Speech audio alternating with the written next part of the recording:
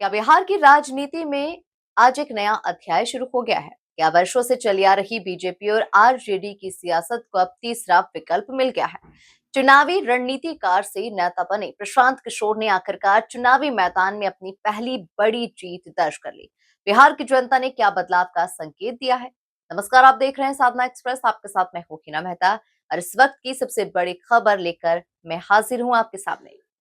बिहार की राजनीति में आज एक बड़ा उलटफेर देखने को मिला। जन स्वराज के संस्थापक प्रशांत किशोर ने विधानसभा उपचुनाव में शानदार जीत दर्ज कर इतिहास रच दिया है। लंबे समय तक देश के बड़े नेताओं के लिए चुनावी रणनीति बनाने वाले प्रशांत किशोर अब खुद जनता की अदालत में उतरे और जनता ने उन्हें अपना समर्थन देकर विधानसभा पहुंचा दिया। ये जीत केवल एक सीट की जीत नहीं मानी जा रही, बल्कि इसे बिहार की राजनीति में तीसरे विकल्प के मजबूत होने के संकेत के तौर पर देखा जा रहा है।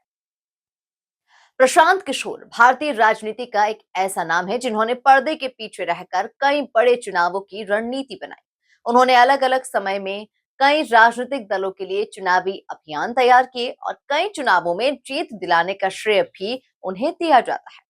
लेकिन अब उन्होंने अपनी खुद की राजनीतिक पार्टी जन सुराज बनाई और सीधे जनता के बीच में जाकर राजनीति करने का फैसला किया।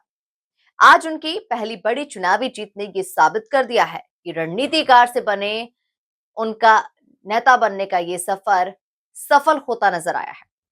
इस उपचुनाव में प्रशांत किशोर ने अपने प्रतिद्वंदियों को पीछे छोड़ते हुए जीत हासिल की है। मतगणना के दौरान कई राउंड तक मुकाबला रोमांचक बना रहा, लेकिन अंत में जनता ने जन स्वराज के पक्ष में अपना फैसला सुना दिया। इस जीत के बाद जन स्वराज के कार्यकर्ताओं में जबरदस्त उत्साह देखने को मिला। जगह जगह पर मिठाइयां बांटी गई, ढोल नगाड़ों के साथ साथ जश्न मनाया गया और समर्थकों ने इसे बिहार में बदलाव की शुरुआत बताया। राजनीतिक जानकारों का कहना है कि ये जीत आने वाले विधानसभा चुनाव से पहले जन सुराज के लिए एक बड़ा मनोबल साबित हो सकती है। अब सबसे बड़ा सवाल यही है कि क्या प्रशांत किशोर की ये जीत बिहार की राजनीति का समीकरण बदल देगी?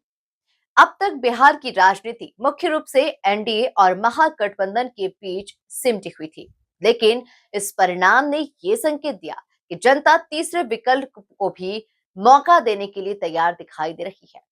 अगर जनसुराज इसी तरह जनता के बीच में अपनी पकड़ मजबूत करती है, तो आने वाले विधानसभा चुनाव में कई सीटों पर मुकाबला त्रिकोणीय हो सकता है।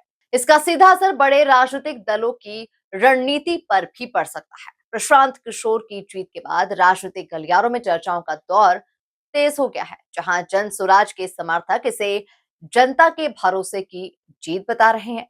वहीं राजनीतिक विश्लेषकों का मानना है कि इस परिणाम से बिहार की राजनीति में नई बहस शुरू होगी कि क्या अब राज्य में पारंपरिक राजनीति के साथ साथ एक नया विकल्प भी मजबूत हो रहा है। हालांकि अन्य दलों की ओर से भी इस परिणाम पर प्रतिक्रियाएं सामने आ रही है और सभी दल आने वाले चुनावों की रणनीति पर मंथन में जुट गए हैं। प्रशांत किशोर लंबे समय से बिहार में पदयात्रा, जनसंवाद और संगठन निर्माण पर काम कर रहे थे। उन्होंने लगातार दावा किया था कि बिहार की जनता बदलाव चाहती है। आज की जीत ने उनके दावे को मजबूती जरूर दी, लेकिन ये भी सच है कि एक उपचुनाव और पूरे विधानसभा चुनाव के बीच बड़ा अंतर होता है। अब असली परीक्षा तब होगी जब पूरे बिहार में विधानसभा चुनाव होंगे और जनसुराज को हर सीट पर अपनी ताकत साबित करना होगी। फिलहाल इतना तय है कि प्रशांत किशोर की इस जीत ने बिहार की राजनीति में नई चर्चा शुरू कर दी है। क्या ये जीत आने वाले विधानसभा चुनाव की तस्वीर बदलने वाली है?